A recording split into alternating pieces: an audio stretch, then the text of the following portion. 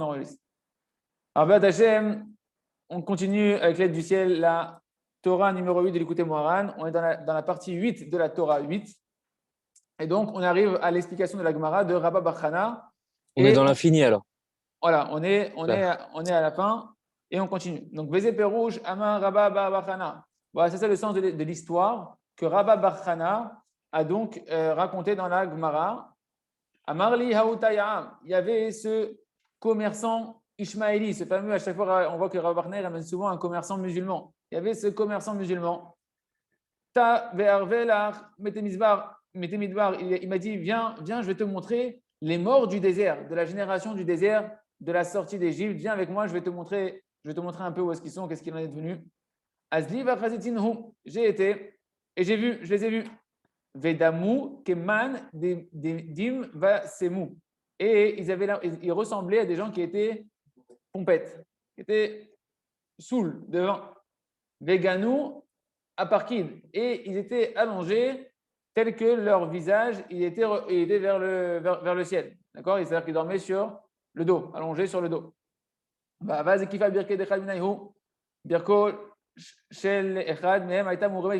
y avait un qui avait son genou qui était dirigé vers le haut. D'accord? Et voilà que ce commerçant-là, musulman, il a commencé à avancer.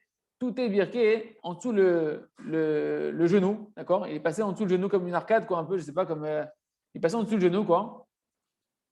Qui Rachil Gamla, et maintenant il était en train de chevaucher un chameau. C'est-à-dire qu'il est sur son chameau, le commerçant musulman, et il y a le mort du désert qui est allongé par terre, il a le genou en l'air, et lui il passe avec le chameau sous le genou du mort de la génération du désert. Ou ce qui fait ronfler, et en plus il avait son épée, le commerçant, sur le dromadaire, avec l'épée en l'air, la pointe en l'air, et voilà qui passe en dessous toute la hauteur qui est en dessous le genou du ce mort du désert. Vélan Nagabé, il n'arrivait même pas à toucher la jambe de ce mort du désert. Okay. De là, tu peux apprendre combien il était géant. Géant ce mort. Là, pour l'instant, il parle d'un. Là, il parle de un, il est sous un. Effectivement, au début, il vient de te montrer les morts, et là, il y a un seul mort, et il passe sous le genou d'un seul mort, mais on imagine donc la taille gigantesque de ce mort du désert, de la génération du désert. Parce que il nous raconte qu'à ce moment-là, qu'est-ce qui s'est passé? Il a coupé avec son épée, d'accord? Il a coupé un bout du talit du mort qui était allongé du désert. C'était un juif, il avait un tel katan. On a beaucoup parlé dans la Torah du talit, qui représentait en fait le souffle divin d'Akadosh Baruch Hu, qui nous attache au tzaddik de la génération, qui nous protège du souffle de l'impureté, du talit de l'impureté des raves de Esav. En tout cas, là, il a coupé avec son épée donc un morceau du talit du mort du désert. Là, avait mistagelan, et il n'a pas pu continuer on ne pouvait plus continuer à voyager comme on était en train de voyager. Et il m'a dit, Amarli, il m'a dit ce commerçant Ishmaéli. Donc là, c'est pas le commerçant Mechila, c'est pas le commerçant Ishmaéli qui a découpé le morceau du talit, c'est Rabba bar Chana qui raconte que lui, il a coupé. Il était avec ce commerçant Ishmaéli, que c'est lui qui a coupé un bout du talit du mort du désert. Et là, ils n'arrivaient plus à continuer à avancer dans leur chemin avec leur chameau. Et à ce moment-là, le commerçant Ishmaéli s'est adressé à lui et il m'a dit Dilma shakal timide minayhu. Peut-être que tu as pris quelque chose du mort. Peut-être tu l'as dépouillé, tu as pris un truc avec toi. Ken, parce que moi j'ai une Kabbalah, c'est-à-dire que j'ai reçu un enseignement, une transmission des man de shakal timide minayhu, la mistagele, que celui qui prend quelque chose d'un de ces morts du désert, eh ben, il ne peut pas continuer à voyager. On l'empêche de continuer de voyager. Azli, hadarte, je suis revenu sur mon chemin, j'ai remis le morceau de tissu que j'avais pris à ce mort-là. Vada, mistagelan. Et à ce moment-là, on a pu continuer à voyager. Fin de l'histoire de Rabba bar Chana. Toujours des histoires extraordinaires dans la Gemara qu'on ne comprend pas, mais qui renferment des secrets infinis. Et on va voir que Rabbi Nachman a caché, tous les enseignements qu'il nous a dit sont cachés dans cet enseignement de Rabba bar Chana. Donc on lit quand même pour lire les mots de l'Écouté Moharan, donc on a déjà eu des explications, mais pour dire tous les mots, on va lire ce qui est marqué ici. Pérouche, donc du Rajbam. Le Rajbam, il commente la Gemara et il dit sur la Gemara, Taya, donc c'est un commerçant Ishmaéli, Socher Ishmaéli, Azli vachazin teihu vedamu keman dim vasemu, shayu shochovim banim tsehubot kishtouye yain, donc ils étaient couchés comme des gens qui étaient ivres, à part qui, donc ils étaient leur visage pénéem les malas, leur visage vers le haut, Et donc j'ai vu que ce commerçant, il allait sous le genou, sous la jambe de ce mort-là, qui est allongé sur le dos. Donc il chevauchait un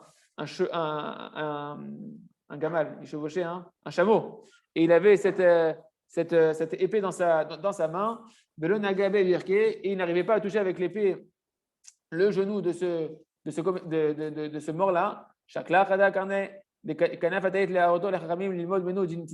Et lui, il avait pris, pourquoi il avait pris? Il dit le Rajbam, pourquoi il avait pris un morceau de tzitzit? Il l'avait pris pour pouvoir montrer aux Chachamim et de leur apprendre quoi? Le din du tzitzit. Pourquoi il a coupé un morceau de tzitzit, Rav Bachana? C'est pas stam. Il voulait prendre un morceau pour enseigner les halachot de tzitzit. Ça on n'avait pas vu. Donc, il a bien fait de bien dire le Rajbam. Ikevet Shammai, Ikevet Hillel, pour savoir si la halacha, elle est comme Bet Shammai, ou bien est-ce que la halacha pour les tzitzit, elle est comme Bet Hillel, comme on va voir plus bas. Vela haveka kidil kaman, vela haveka mistagelan, be'emot shaynu urvin, lo ayu yocholin la alors. Mais le problème, c'est qu'ils n'arrivaient plus à continuer à voyager parce qu'il avait pris un morceau du tissu, un morceau du talit du mort. Maintenant, on rentre dans l'explication de Rabbi Nachman, pas du Rajbam. Karet, donc Rabbi va nous expliquer tout ce qu'on a expliqué dans la Torah jusqu'à présent. Donc ceux qui n'ont pas eu le début, il faut qu'ils revoient les shurim d'avant. Et il va tout réexpliquer dans le conte de Rabbi Bachana. Il a dit, le commerçant musulman, viens, je vais te montrer les morts de la génération du désert. Il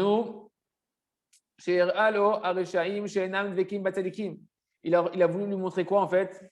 Les Rechaïm. On a dit, c'est quoi les Rechaïm? Rabbi Nachman, il est très, très, très, c'est très étonnant. Rabbi Nachman, il ne parle jamais des Rechaïm. Rabbi Nachman, il dit qu'il y a un Rechaïm dans l'Israël. Il n'y a pas de Rechaïm dans l'Israël. Il n'y a pas de fauteur dans l'Israël. Parce que Rabbi Nachman, il apprend à tout le monde de juger les Kavzechot, de juger positivement. Mais tu vois que bizarrement, dans cette Torah-là, Rabbi Nachman, il appelle des Rechaïm ceux qui parlent avec de l'orgueil sur les tzadikim. Celui qui ose parler sur un tzadik, qui ose parler du mal sur un tzadik, de rentrer de la marloquette sur un tzadik, celui-là, Rabbeinu, il l'appelle Racha. Il l'appelle Racha. Et c'est ça qu'il a voulu lui dire, le commerçant. Il a dit, viens, Rabbi Bachana, je vais te montrer les morts du désert. Sous-entendu, je vais te montrer quoi? Les Rechaïm qui n'étaient pas attachés aux tzadikim, qui ont été en marloquette sur qui? Tout le désert sur Moshe Rabbeinu ou sur Aaron. Ken, je remonte la page, Mechila. Nikra'in mete midbar. Ceux-là, ceux qui parlent avec de l'orgueil sur les tzadikim et qui méprisent les tzadikim, on les appelle les morts du désert. Ki midbar lo haïta ruach tzvoni v'na shevet bo. Parce que c'est marqué dans Yebamot, page 72, que dans le désert, il n'y avait pas ce fameux vent du nord qui soufflait à l'intérieur. On a dit que tous les moments de Chatzot, Yehuda, il connaît bien Chatzot. Au moment de Chatzot, c'est marqué que dans la Gemara, que David Amelech, il avait une harpe qui avait 5 cordes. On a vu dans la Gemara, dans l'enseignement de Rabbi Nachman de cette Torah, il a expliqué que les 5 cordes faisaient référence aux 5 livres de la Torah, à Chamisha Chumshe Torah. Et ce vent du nord, c'est le souffle divin. Du nord, Tsafon, c'est le nord, c'est Tsafoun, qui est caché dans le cœur de tous les hommes et qui est caché chez le tzaddik, qui est caché. Celui qui est détenteur de ce souffle divin qui est dans la Torah, dans les 5 livres de la Torah, le souffle divin par lequel Hachem a créé le monde, il se trouve dans la Torah parce qu'Hachem a créé le monde par la Torah. Celui qui est attaché à la Torah, c'est le tzaddik amiti qui est complètement, il fait un avec la Torah, il accomplit toute la Torah, et il transmet toute la Torah, il l'étudie pour l'accomplir complètement. Lui, il est caché, c'est-à-dire qu'il est caché, et il contient en lui le souffle divin qui est caché dans le cœur de chacun d'entre nous. D'accord? Et ce souffle, il vient quand particulièrement à Chatzot. Et David Amelech, c'est pour ça qu'il se réveillait à Chatzot par ce souffle divin qui venait souffler dans les 5 livres de la Torah, qui permet en fait de redonner la force pour combler tous les manques qu'on a dans sa vie, les fameux soupirs, c'est la fameuse Torah des soupirs dans laquelle on est. Donc l'harpe, on te dit, c'est le souffle divin qui venait faire vibrer les cordes de la harpe de David Amelech. Quelque part, c'est cette parabole-là en fait. Oui, c'est cette parabole. Les cordes, c'est les 5 livres de la Torah. Et ça peut être aussi les 5 cordes vocales. Voilà. Il n'y avait pas 5 cordes vocales, il y a 6 cordes vocales, je crois. Ouais, bon, en tout cas, on n'a pas dit ça, on a dit surtout les 5 cordes, on a dit les 5 livres de la Torah, ça c'est sûr. Donc en tout cas, tant que le Ham Israël, ils allaient dans le désert, ils n'arrivaient pas à capter ce vent du nord qui représente le roi du tzaddik. Le roi d'Akadosh Baruch Hu. Ils n'arrivaient pas à attraper, ils n'arrivaient pas à recevoir le souffle de vie de la Kedusha. Qui est le souffle du vent du nord qui soufflait sur la harpe de David, comme on avait vu, canal au-dessus. והרשעים הללו, שאינם דבקים בצדיקים, ואין להם הרוע דקדושה, et ces רשעים là, Rabbeinu, il parle de Rechaim, c'est rare, c'est très rare. On comprend maintenant pourquoi Rabbi Bender, il a dit qu'il y a une parole de Rabbeinu, qu'il y en a qui veulent pas croire dans les paroles de Rabbeinu, que Rabbeinu, il peut juger tout le monde, les Kav Zechout, sauf celui qui est en marloquette. Rabbeinu, il y a une parole de Rabbi Bender qui dit qu'on a reçu de Rabbi Nachman, qu'il y en a qui ne veulent pas croire dans cette parole de Rabbi Nachman, qui dit quoi, Rabbi Nachman? Que Rabbeinu, il peut juger tout le monde positivement, sauf celui qui se tient dans la marloquette.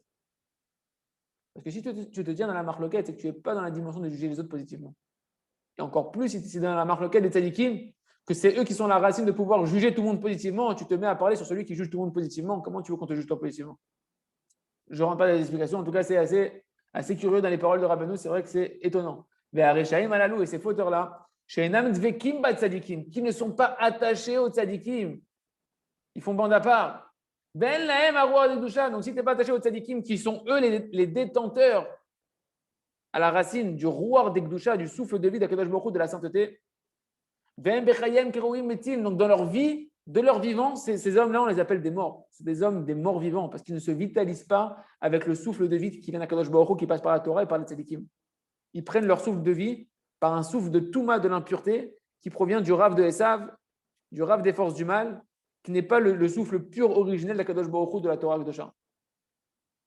Donc on les appelle des morts vivants. Ils sont vitalisés par la mort, par le souffle de la mort, le souffle de l'impureté. Donc on les appelle des morts. C'est ça les morts du désert. C'est ceux qui étaient morts parce qu'ils n'étaient pas attachés au tzaddik et donc ils n'avaient pas le souffle divin qui ne soufflait pas dans le désert. Dans le désert, on les appelle les morts du désert parce que dans le désert, là-bas, il n'y avait pas le souffle divin. Dans le Masechet Yevamot, c'est marqué que le roi d'Ikdusha, il n'était pas là-bas. D'accord, le vent du nord, il n'était pas là-bas. Pourquoi? Parce qu'ils n'étaient pas attachés au tzaddikim. Et donc, c'est des morts vivants. Il a montré maintenant après le commerçant Ishmaéli d'où est-ce qu'on peut maintenant, comment eux ils font, vu qu'ils ne sont pas attachés au tzaddik.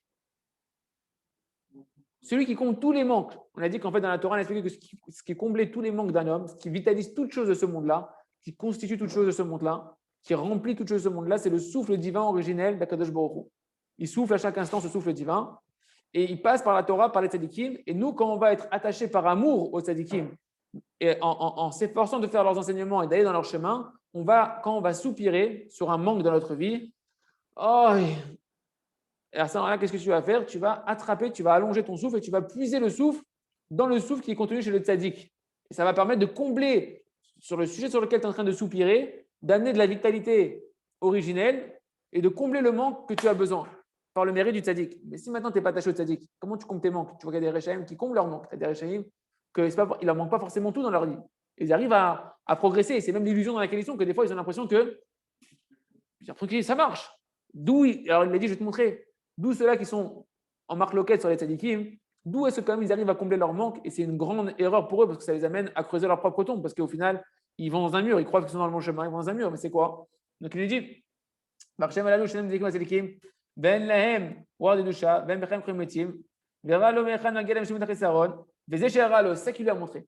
D'avou Dame Kim Vaseme, qui ressemblait à des gens qui étaient ivres. Et Rabbeinu Shmuel, il a expliqué, Peresh Rabbeinu Shmuel, comme des gens qui ont provu du vin, qui sont complètement bourrés. Bechinat Esav Admoni, ça représente la dimension de Esav qui se faisait passer pour un Talmid Chacham, il se faisait passer pour un religieux Esav. Il avait un Streimel, des péotes. Il avait le zébra, il avait les tzitzit, il avait tout. Il manquait juste le sourire. Et il était admoni, on a dit qu'il était rouge. Chez vous, à Rav des Klippa, c'est le rouge comme le vin. Hein, et qui est derrière le vin, on met de l'eau, qui est le blanc pour adoucir, pour mettre de la miséricorde dans la rigueur, dans les forces de rigueur de quelles s'enracinent le Yetzerara et les souffrances de la vie d'un homme. D'accord? On a dit qu'il y avait un talit blanc et un talit rouge. Le talit rouge, c'est celui de Esav, qui représente aussi le vin. Et le talit blanc, c'est le tzaddik qui vient mettre de la miséricorde pour adoucir et nous protéger de toutes ces influences mauvaises des forces du mal. En tout cas, il ressemblait à des gens qui étaient ivres de vin, la dimension de Esav qui était rouge. Chez un Rav des Klippa, que c'est le Rav des forces du mal. Il y a un Rav des forces du mal que Dieu nous en préserve. On ne met de nom sur personne, de tête sur personne. Juste on prie à Kadosh Baruch Hu, encore une fois, qui nous rapproche du tzaddik amiti, des dirigeants véritables, et qui nous écarte des rabbanim, des forces du mal, sans chercher à savoir qui c'est. Que c'est en fait de ces rabbanim-là, des forces du mal, que les Rechaim, ils arrivent à puiser un souffle qui va combler les manques qu'ils ont dans leur vie. Les Zéo Vegano à Parkin. Donc, ça qu'il leur a montré, donc il leur a montré des morts du désert qui ressemblaient à des gens qui étaient ivres. D'accord? Ivres, ça veut dire qu'eux, ils puissent d'où, vu qu'ils sont morts vivants, ils ne tirent pas du tzaddik amiti, du tzaddik véritable. D'où ils tirent? Ben, celui du tzaddik, entre guillemets, du soi-disant tzaddik, du rave, qui est tout rouge comme quelqu'un qui a bu et qui est bourré, qui a les joues tout rouges, qui a le visage tout rougeâtre, comme les ivres qu'on voit dans la rue, des fois qui sont complètement une rougeur sur le visage à cause du vin. Ça représente le rave des clipas qui est Esav, qui était rouge, il était tout roux, avec des poils roux. D'accord? Donc il a dit, c'est de là-bas qu'ils puissent leur force pour pouvoir combler les manques de leur vie. Veganou à Parkid. Et c'est ça qu'ils étaient allongés sur le dos. Peresh Rabbeinu Shmuel, Penehem Lemala, qu'ils avaient le visage vers le haut. Penehem Zebrinat Aruach, leur visage. Il a expliqué Rabbi Nachman dans la Torah, on a expliqué que le visage, c'est la dimension du souffle. Pourquoi? Parce c'est marqué, on avait vu que on reconnaît le visage par rapport au nez. On a tous des yeux et une bouche, mais ce qui va vraiment changer dans le visage, qui va faire que le visage va prendre une toute autre dimension, c'est le nez. Et c'est là que le souffle, il vient. On respire essentiellement par le nez. Normalement, quand on respire pas par la bouche, on respire par la bouche quand on est malade, quand on est enrhumé. Mais sinon, tu respires par le nez. C'est par là qu'Hachem il a insufflé le souffle de vie, c'est par le nez. Donc, quand il dit que le visage était vers le haut, ça fait référence au nez, parce que le visage, c'est marqué qu'on le reconnaît par le nez. Ça fait référence donc au souffle qui permet de combler tous les manques, soit le souffle de vie, soit le souffle de l'impureté, qui permet de combler les manques par un attachement au tzaddik véritable, ou bien au tzaddik, au rav des clipas. Okay. Je suis au rav des clipas, les malades, penem zebrechnat aruach, parce qu'on a dit que akarat penehem, on reconnaît les visages par rapport au nez. Ken. Et c'est par là qu'on respire, donc ça représente le souffle, d'où ils reçoivent leur souffle. Donc ça, que dans le conte de Rabba Bachana, leur visage il était vers le haut. C'est quoi que leur visage était vers le haut? On dit que c'est le nez, c'est le souffle. Qui a roar chez la M, gadol les ficha. Parce que le souffle qu'ils arrivent à puiser de l'impureté, et ben, au moment où ils ont de la réussite, si leur rabbanim, d'accord, si le rab des forces du mal, à ce moment-là, c'est une phase où il est dans la réussite, où Hachem lui a donné d'avoir de l'emprise dans sa vie à ce moment-là. Alors à ce moment-là, celui-là, quand il va puiser par son souffle, il va puiser pour combler ses manques, il va soupirer, il va puiser du souffle, du rab des clipas, il peut être très fort à ce moment-là. Il peut recevoir une grande force à ce moment-là, mais une force des forces du mal. Qui a Rouar Shelahem, Gadol et Fisha, parce que leur force, elle est forte, elle est puissante, juste un instant. Mais le moment où elle passe, où la tempête, elle passe, il faut faire attention. Ce que l'a dit Rabbi Nachman, ce n'était pas un tzaddik gamour. On a l'exemple de Korach, tout simplement. Exactement. Exactement. Exactement. Il a eu sa aslacha. Il a eu sa aslacha à un moment. Ça aurait pu être un grand tzaddik. C'était un grand tzaddik qui a tourné. Exactement. Et il a eu sa grande réussite, mais par contre, donc tout le monde s'est fait avoir par sa réussite, mais dès que ça s'est arrêté, c'était fini, il s'est fait engloutir. Adacher, Rola, Aslachadam, les malades, jusqu'à que leur réussite elle peut monter jusqu'en haut. C'est ça qu'ils avaient le visage vers le haut. Que leur réussite, elle peut avoir une très très grande réussite. Et Rabbi Nachman, il a dit, on va voir dans la suite, mais que si jamais tu n'es pas un tzaddik gamour, ne t'attaque pas à eux quand ils sont en réussite. Parce que tu risques de te faire pulvériser par la puissance du vent de l'impureté qui est en eux. Parce qu'ils sont dans la réussite à ce moment-là. Il n'y a que le tzaddik qui est parfait qui peut les combattre complètement et les soumettre, on a dit. Comme on a dit, Berkinat, comme l'a dit Rabbi Nachman, Kol Tzorera, Dafir, Behem, c'est marqué dans Teilim, tous ces ennemis, ils soufflent dessus. Les Réchaïm, ils peuvent souffler avec leur souffle d'impureté sur leurs ennemis et les terrasser.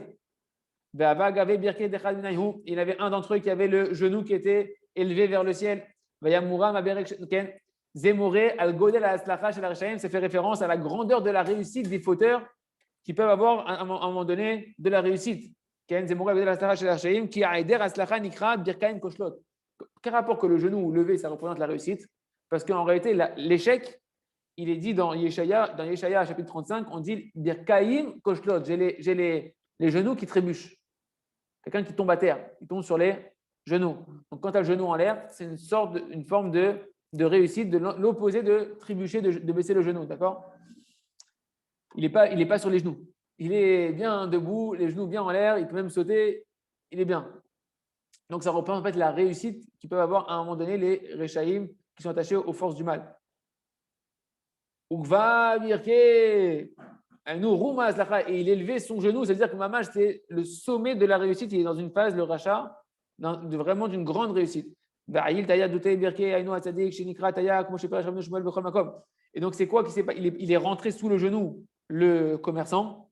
Le commerçant, en réalité, ça fait référence au tzaddik. Comme Rabbeinu Shmuel, il a expliqué dans plusieurs endroits, Socher Ishmael, à chaque fois qu'il parle d'un taïa, le Rashbam, il dit que c'est un commerçant Ishmaéli. Et Rabbi Nachman nous explique à chaque fois que commerçant fait référence à Au tzaddik.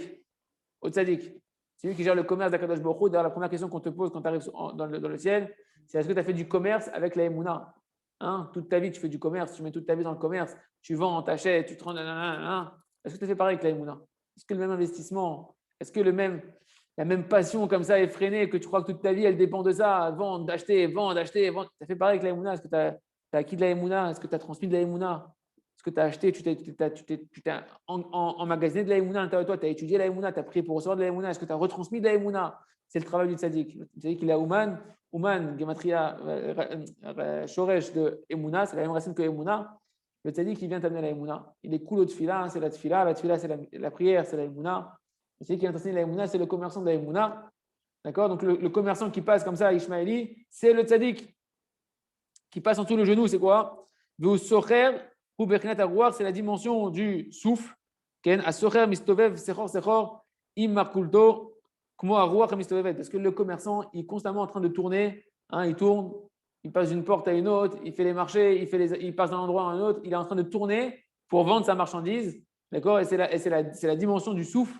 Le vent, il tourne, le vent, il n'est pas stable. Un vent, c'est quelque chose qui entoure. D'ailleurs, quand on voit des cyclones, etc., c'est vraiment une notion qui entoure. Donc, en réalité, on parle ici du commerçant qui représente le souffle, le vent, qui, de la même manière que le commerçant, il tourne pour vendre sa marchandise, le vent aussi, il a une dimension qui entoure. Donc, en fait, ça représente le tzaddik qui a en lui le vent de la Gdusha, le souffle de vie, qui permet de combler tous les manques d'un homme matériel et spirituel. Comme c'est marqué dans Kohelet, Shlomo Amelech nous dit dans le chapitre 1 de Kohelet, que le vent, il va tout autour, il entoure tout, il va tout autour. Donc, le vent a une dimension de tourner. Okay. Donc, le commerçant fait référence au souffle de vie. Et donc, ce tzaddik-là, ce commerçant-là, ce tzaddik-là, chez Mekabel Arouar, Mergdusha, que lui, il puise son souffle de l'Agdusha. Bézé, Socher Ishmael, c'est ça le commerçant musulman. Pourquoi musulman? Parce que musulman, en fait, il faut le dire en hébreu, c'est Yishmael, Dieu, il entendra. Ishmael, c'est la notion d'écouter.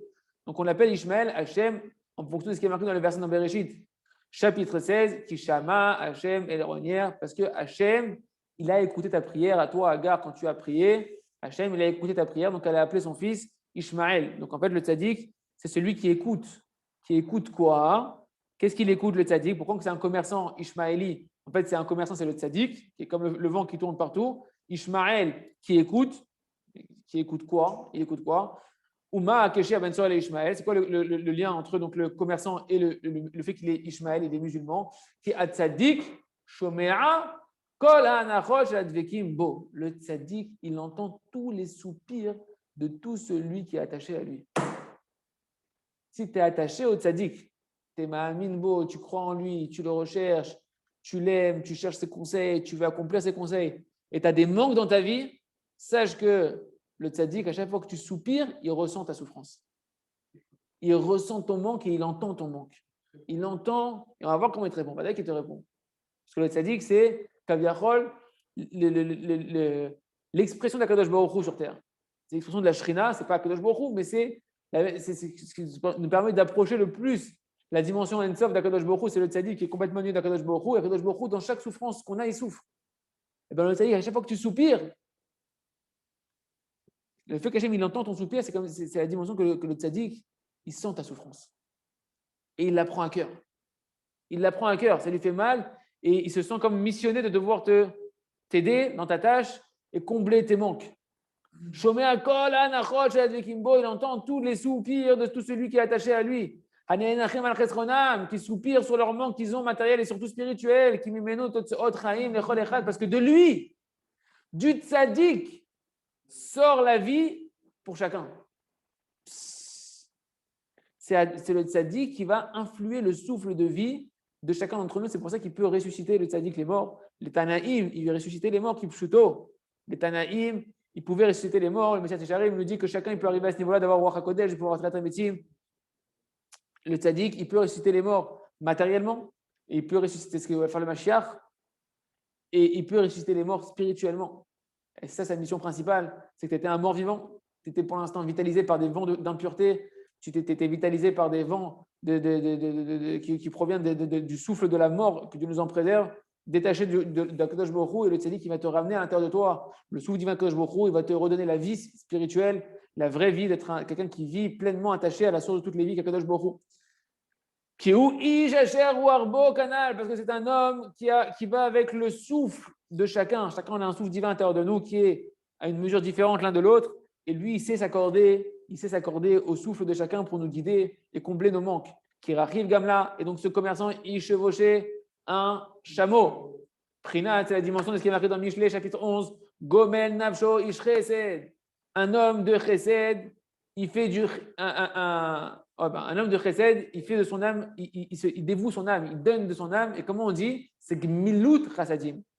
Gomel, gmilut chassadim, c'est faire du bien. C'est le même mot que gamal. Gamal, c'est un chameau.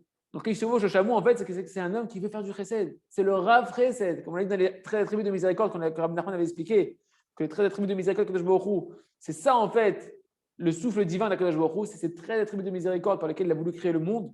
Et Hachem, quand tu cherches la miséricorde, ben, tu attires sur toi le roi d'Ikdusha d'Akadosh Baruch Hu. Tu attires le roi du tzaddik, le tzaddik t'enseigne la miséricorde d'Akadosh Baruch Hu. Et dans les 13 attributs de miséricorde, il y a Erech Hapaim, qui est loin à se mettre en colère ou bien qui allonge son souffle. Là-bas, on dit Erech Hapaim verav chesed. Et le Rav, Hachem, il est grand à faire de la bonté, ou bien l'allongement du souffle qui permet de combler tous les manques provient du Rav chesed, du Rav qui fait du chesed à tout le monde, qui est constamment en train de penser comment je peux faire encore du chesed à ce juif-là, et encore à ce juif-là, et à ce juif-là, et encore à cet enfant d'Hachem-là, cet enfant d'Hachem-là. Je suis responsable du monde entier. C'est-à-dire qu'il a pris sur lui le monde entier. Il est Yesod Olam, il est le pilier qui porte le monde entier sur lui, parce qu'il a pris sur soi le souci de l'humanité entière, de se dire, ils ne pourront être heureux que lorsqu'ils seront attachés à Kadosh Baruch Hu, et moi je m'engage de ramener tout le monde à Kadosh Baruch Hu, de les reconnecter tous au souffle divin d'Akadosh Baruch Hu, à la véritable vie, ainsi de pouvoir leur combler tous les manques. C'est le tzaddik qui est Gomel Nafsho Ish Chesed, il est sur un chameau. C'est qu'en fait, c'est pas qu'il est sur un chameau, c'est qu'il est constamment en train de chercher à pouvoir faire du chesed, la gmilut chasadim à chacun. C'est un homme de chesed. Chez Zebechinat, c'est ça la dimension de Rav Chesed. Le Rav Chesed, le Rav qui fait de la bonté, ou bien la dimension des 13 trucs de miséricorde, qui s'appelle qu'Hachem, il est grand à faire de la bonté. C'est la même chose. C'est pour ça qu'Hachem, il a donné la kavana, moi, dans la Hamida. On dit Ata Gibor Elolam Adonai Mechayem Etimata Rav Leoshia. Toi, Hachem, tu es Gibor. C'est une parenthèse, Mechila, mais ça s'éclaircit encore plus avec ce qu'on est en train de dire. Toi, Hachem, tu es Gibor, Leolam, pour toujours. Dans toutes les situations, Hachem, il a les forces de t'aider. Il peut t'aider, Leolam, toujours. Tu es en haut, tu es en bas, dans le bien, dans le mal. Hachem, il peut toujours te donner les forces de réussir et d'avancer et de t'élever. Mais Hayem Etimata Hachem, toi, tu fais revivre les morts physiques, mais les morts aussi spirituelles. Rav Leoshia, tu es puissant, Hachem. Tu n'as pas de limite pour nous délivrer de n'importe quelle situation dans laquelle on peut être. Mais en réalité, par qui? Par le Rav Chesed, par le Rav de la génération, par le tzaddik de la génération, à travers qui, si on le cherche, tu peux nous donner toutes ces forces-là, tu peux nous ressusciter, etc., etc. On peut faire toute la suite de la prière comme ça. Mais voilà, c'est mamash, c'est ma team, parce que tu vois que Kadosh Baruch Hu, on l'appelle Rav, et on appelle le tzaddik aussi Rav. Donc c'est mamash, c'est ma team. Il faudrait que j'en parle au Rav s'il valide. Ouskev Rumhe, et donc ce commerçant, il avait son épée qui était levée. Remarque, son épée, ou plutôt une remarque, c'est une lance, d'accord? Une lance.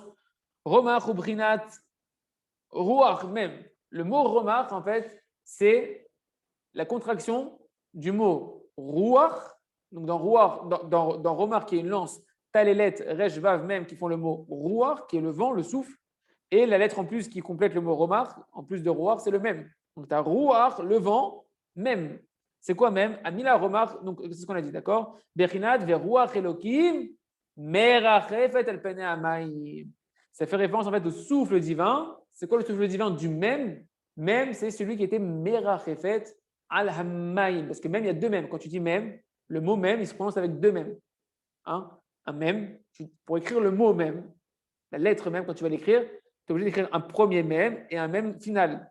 Donc ça fait même, deux mêmes.